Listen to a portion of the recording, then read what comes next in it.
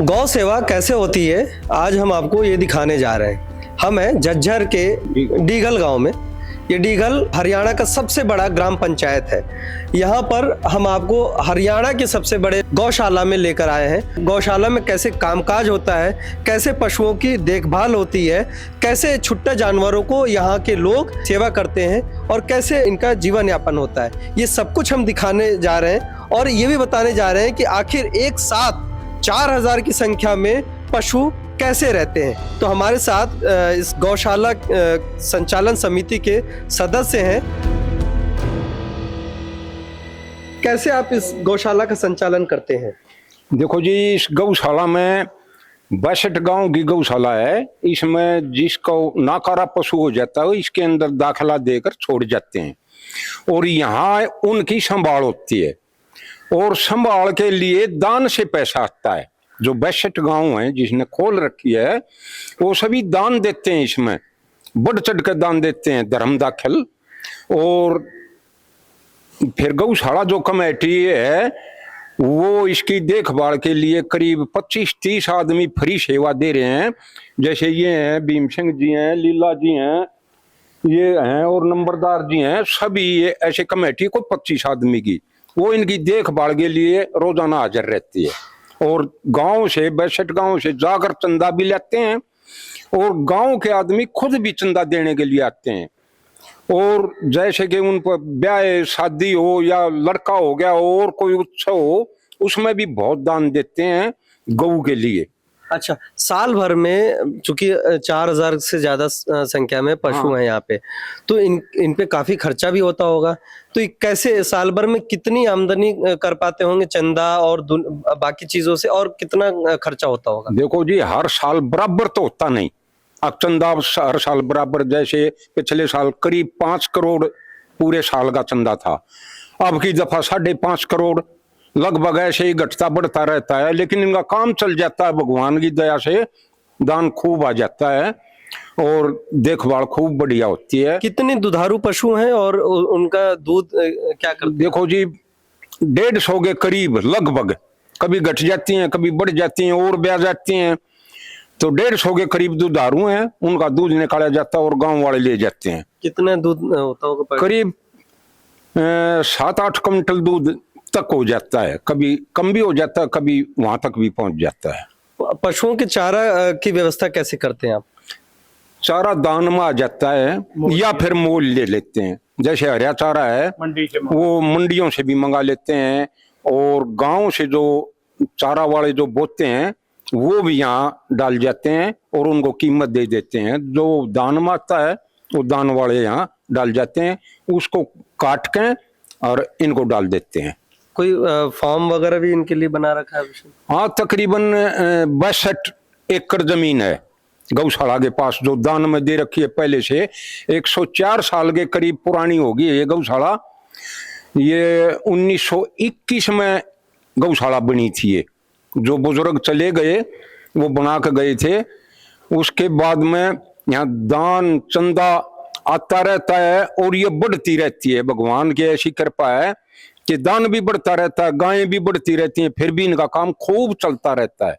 क्या भी बढ़ती रहती है। क्या उद्देश्य था, क्या विजन था, क्या सोच थी इस गौशाला को स्थापित करने की पीछे? देखो, वो बुजुर्ग तो चले गए, उनकी सोच तो उनके साथ चली गई। लेकिन जो सुनने में आ रहा है कि एक टाइम ऐसा आया था, ये कोई पहली गौशाला तो है नहीं हरियाणा में, वो तो एक रेवाड़ी में जो स्वामी दयानंद जी ने खोली थी।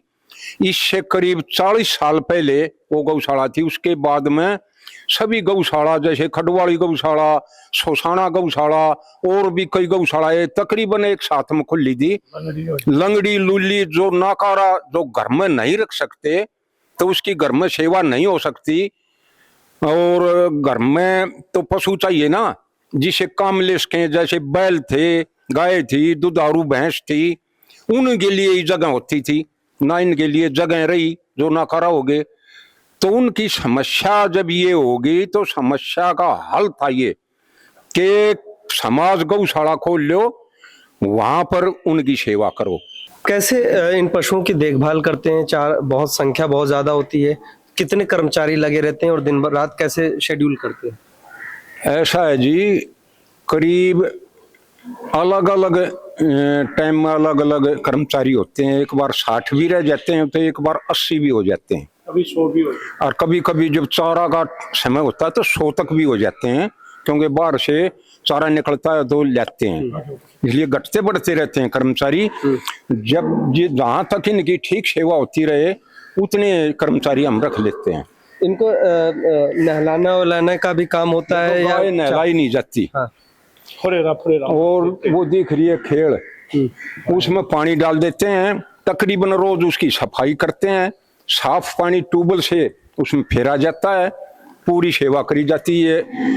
ये जो चर रहे हैं ये देख लो, ये चारा चर रहे हैं, ये मशीन से चारा डाल देते हैं, और मशीन से भी नहीं, जहां तक मशीन नहीं पहुंचती तो अपने आप मजदूर डाल देते हैं। अच्छा। हाँ, ये अगर कोई पशु बीमार होता है या चोट लग जाती है तो साथ में हॉस्पिटल है, जो हॉस्पिटल है यहाँ देखते रहते हैं, रात को भी ड्यूटी रहती है।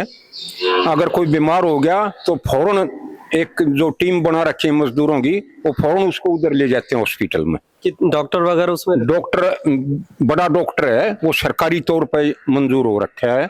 यहाँ हॉस्पिटल है, गौशाला का सरकारी हॉस्पिटल है, और इस बिल्डिंग के अंदर ही है। अच्छा, एक चीज और कि पशुओं को छोड़ते हैं लोग तो क्या, कैसे यहाँ एंट्री कैसे होती है? 1100 रुपये में एक गाय एंट्री करवा जाते हैं, जो जिसको दाखला फीस बोलते हैं, वो एंट्री हो जाती है, और फिर वो गौशाला ही संभालती है उसको, फिर दोबारा उसको देखने की कोई जरूरत नहीं पड़ती। गांव-गांव से जाके राशन या ये सब चीजें लेकर आते हैं? लेकर आते हैं। जो रिक्शा है, ऑटो है, रिक्शा है, उसमें जाके ले आते हैं और वहीं इनको डाल देते हैं। चारा जो आप लोग फार्म में तैयार करते हैं उसको कैसे खिलाने का क्या प्रक्रिया होती है? वो अगर चाहो तो हम आपको दिखा भी सकते हैं। वो हमारे पास काटने की जो मशीन है वो उसको काट देती हैं, मशीन काट के ना खोरिया मशीन और फिर खोरिया में डाल देते हैं। मशीन गिर देती है। मौसम के हिसाब से कैसे पशुओं को आप रखते हैं? वो जी ऐसा है कि सर्दी का मौसम हो तो ये बारक बना रखी हैं, इसके अंदर खुद चले जाते हैं पशु। और गर्मी है तो ये ग्राउंड है, इन ग्राउंडों में हवा लगती है, गर्मी नहीं लगती, और धूप लगती है तो ये जो शेड बना रखे हैं ना, इन शेडों के नीचे चला जाता है एक पशु। और बरसात में भी ये शेड बना रखे हैं, ये इनकी सुरक्षा के लिए हैं और इनके आराम के लिए। तो आपने देखा किस तरह से हरियाणा की सबसे बड़ी गौशाला में कामकाज होता है। ये गौशाला एक नज़ीर है, खास तौर पर उन लोगों के लिए जो गौ सेवा के नाम पर केवल दिखावा करते हैं। इन 62 गांव के लोगों ने मिसाल भी पेश की है। अगर आपकी दृढ़ इच्छा हो तो आप किसी सरकार या सिस्टम की मदद के बगैर भी सब कुछ हासिल कर सकते हैं। खैर, कमेंट सेक्शन में ज़रूर बताइएगा कि ये वीडियो आपको कैसा लगा। हमें ये भी सुझाव दीजिए कि हम किस तरह के वीडियोस आपके लिए बनाएं ताकि आपको उसका लाभ मिल सके। साथ में अगर आप गांव के रहने वाले हैं और कुछ अलग कर रहे हैं तो जो दूसरों के लिए मिसाल साबित हो सकती है तो अपनी डिटेल्स भी शेयर करिए, हम आपकी स्टोरी भी कवर करेंगे। तो फिर देर किस बात की, अगर अभी तक आपने गांव जंक्शन को सब्सक्राइब नहीं किया है तो ज़रूर कर लें। नोटिफिकेशन का बेल आइकन दबाना मत भूलिएगा। गांव जंक्शन के लिए हिमांशु मिश्र।